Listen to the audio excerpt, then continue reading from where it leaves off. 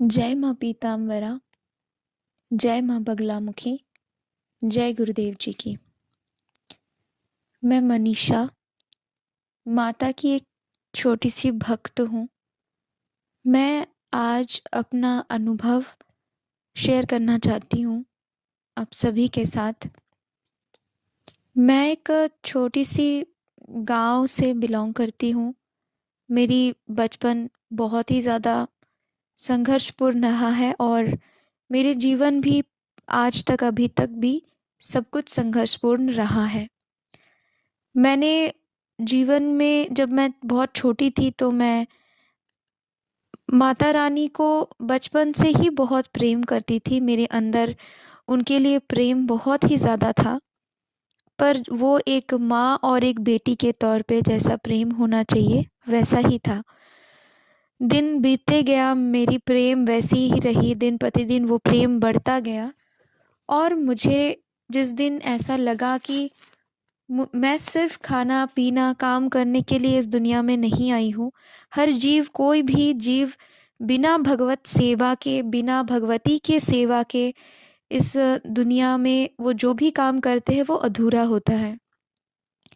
ऐसा जब मुझे लगने लगा, मैं थोड़ी थोड़ी बड़ी होने लगी, मेरे माता पिता से जब सवाल करने लगी, तो माता पिता ने मेरे को भगवान श्री कृष्ण के चरणों में उन्होंने मेरे को जाने के लिए बोला। मुझे गुरु मिला, मुझे कृष्ण मंत्र मिली, मैं उसी का जाप करता रहा। धीरे धीरे दिन और आगे बीतता गया और मेरा जाप भी उसी तरह चलता गया। और साथ ही साथ जो प्रेम मेरे माता रानी के लिए था, माँ काली के लिए था, वो भी बढ़ता ही गया। क्योंकि जो कृष्ण है वही काली है, जो काली है वही कृष्ण है।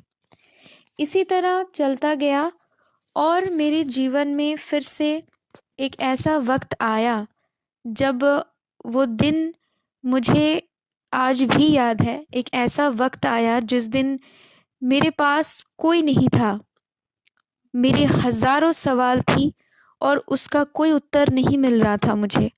मेरे मन में इतने सवाल थे कि उसका कोई उत्तर नहीं था और मेरी सिचुएशन ऐसा था कि उसका कोई तोड़ नहीं था।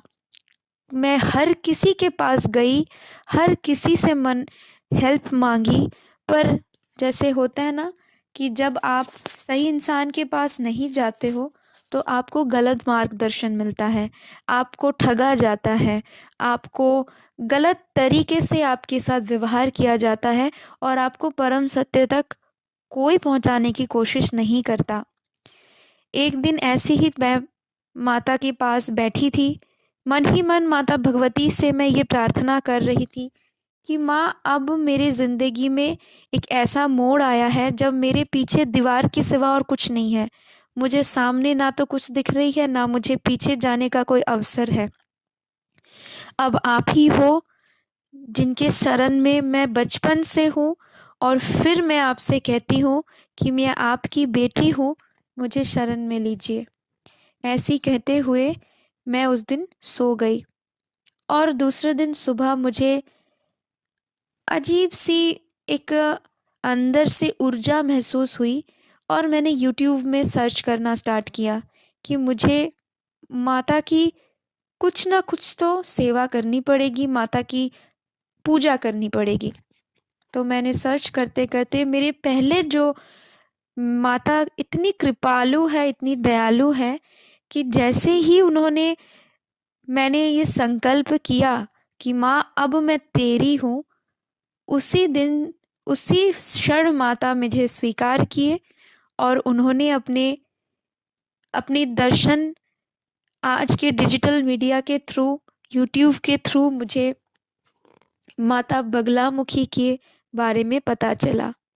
जैसे ही मैंने उनका रूप दर्शन की, उनके गुणगान सुने, मैं तुरंत आकर्षित हो गई और मुझे ऐसा लगा कि मैं आज तक शायद इसी रूप को, इसी कोमल, इसी शीतलता को ढूंढ रही थी जो मुझे नहीं मिल रहा था।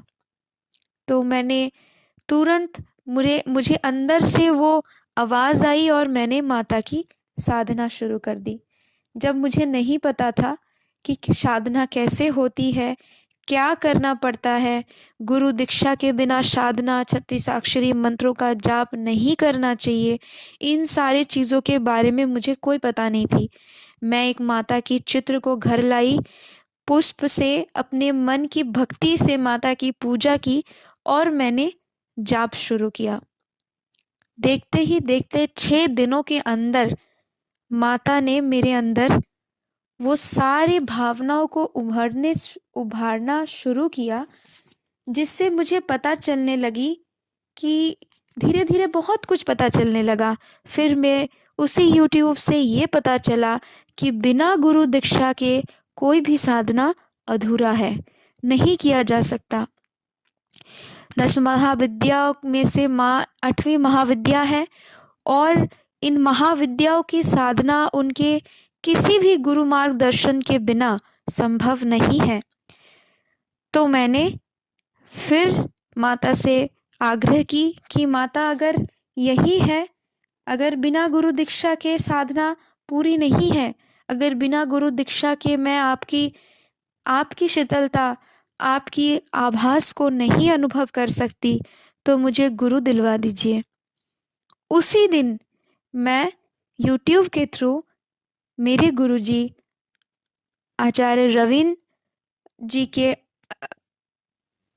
संस्पर्श में आई और मैं उनसे बात करने के लिए बहुत बेचैन थी और अपने सारे जो भी सवाल था मुझे उनसे पूछना था।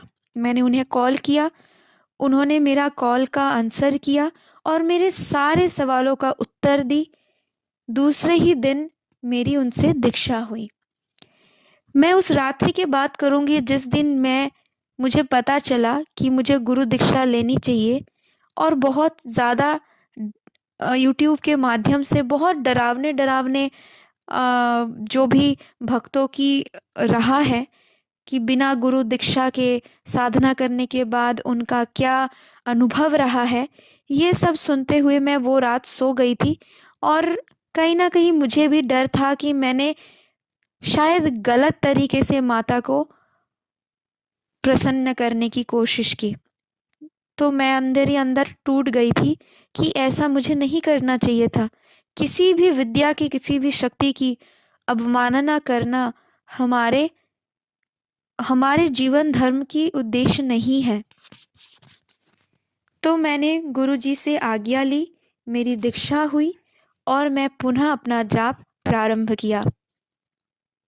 धीरे धीरे गुरुजी की संस्पर्श से रहते हुए, उनके सानिध्य में, सत्संग में रहते हुए मैं बहुत कुछ सीखी और गुरुजी का जो भी मार्गदर्शन था उसी तरीके से मैं आगे बढ़ने लगी और धीरे धीरे मुझे अनुभव भी होता रहा। जैसे सब लोग को लगता है कि माता की साधना में बहुत रुकावटें आती हैं, माता की साधना में भय उत्पन्न होता है, ऐसा कुछ भी नहीं हुआ अभी तक। मैंने ये देखा है कि जब आप माता की साधना करते हो तो आपको अलग ही शांति महसूस होती है। जब आप माता की मंत्रों का उच्चारण करते हो तो आपके मन की अंदर जितनी भी ज्वाला हो वो शांत हो जाती है। ऐसा लगता है कि माता अपने कोमल हाथों से हमें सहला रही है। जैसे अपनी माँ अपने बच्चों की हर दुख को दूर करती है, ठीक वैसे ही माता हर बच्चा जो भी उन्हें एक बार पुकारता हो उनका वो सुन लेती है और उन्हें वो इतनी प्यार से, इतने कोमलता से उन्हें स्वीकार करते हैं कि वहाँ डरने की कोई बात ही नहीं है। तो मैं सबसे आग्रह करूँगी कि जो भी सोच रहे हैं कि माता की कैसे आराधना करे, कैसे साधना करे, माता को कैसे प्रसन्न करे, वो हमारे बगलामुखी मंदिर बैतूल में संपर्क करें और